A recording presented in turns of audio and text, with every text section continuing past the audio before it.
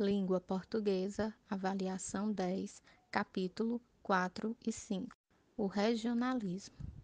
A segunda fase do modernismo brasileiro se estende de 1930 a 1945. A principal característica da prosa modernista da década de 30 foi o regionalismo. Nessa fase, o grande foco da prosa de ficção foram os romances regionalistas e urbanos. Preocupados com os problemas sociais, a prosa dessa fase se aproximou da linguagem coloquial e regional. Assim, ela mostrou a realidade de diversos locais do país, ora no campo, ora na cidade. Suas principais características são influência do realismo e romantismo, nacionalismo, universalismo e regionalismo, realidade social, cultural e econômica, valorização da cultura brasileira, influência da psicanálise de Freud, temática cotidiana e linguagem coloquial, uso de versos livres e brancos. Dentre os principais autores, nós temos Graciliano Ramos, que é o autor de Vidas Secas, que é um romancista que faz uma crítica social e uma análise psicológica em suas obras. Escreveu também São Bernardo, Angústia, Caetés, Viagens, Histórias de Alexandre.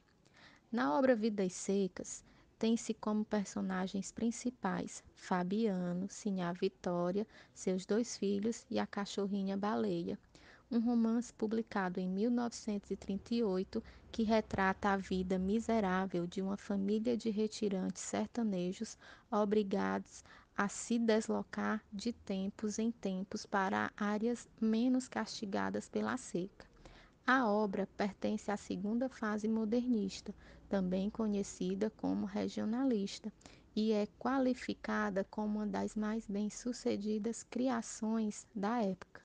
José Américo de Almeida é outro autor pertencente à segunda geração modernista e escreveu a obra A Bagaceira, sendo considerada a obra que marca o início da segunda geração modernista.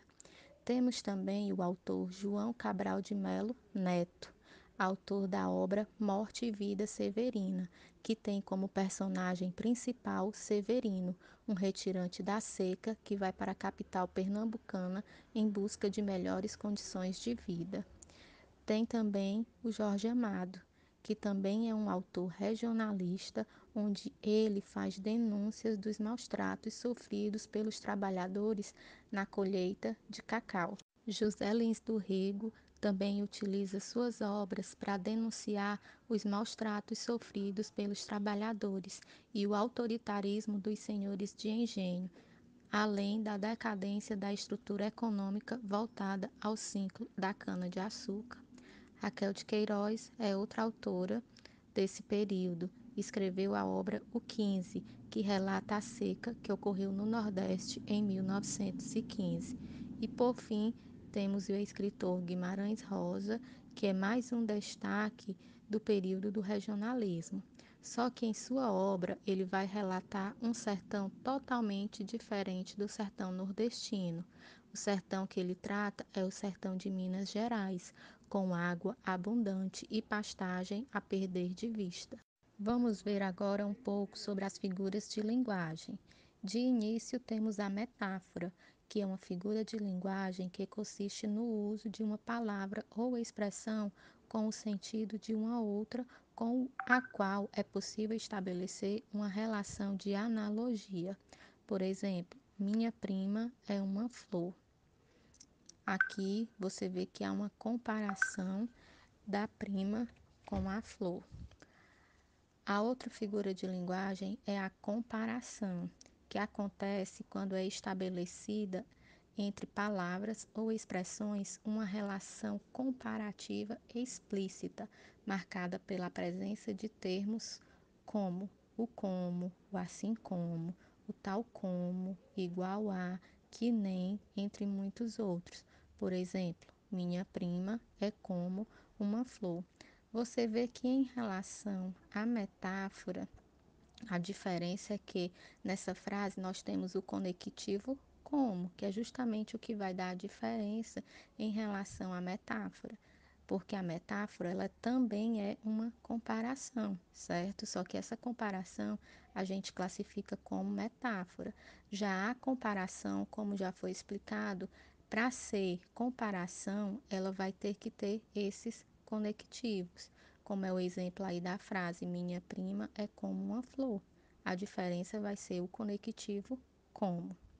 Outra figura de linguagem é a metonímia, que consiste em empregar um termo no lugar de outro, havendo entre ambas estreita afinidade ou relação de sentido. Por exemplo, gosto de ler Machado de Assis, mas na realidade a intenção da frase é dizer o quê?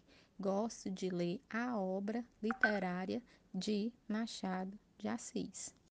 Agora vamos ver um pouco sobre os tipos de discurso. Nós temos o discurso direto, onde o narrador dá uma pausa na sua narração e passa a citar fielmente a fala do personagem.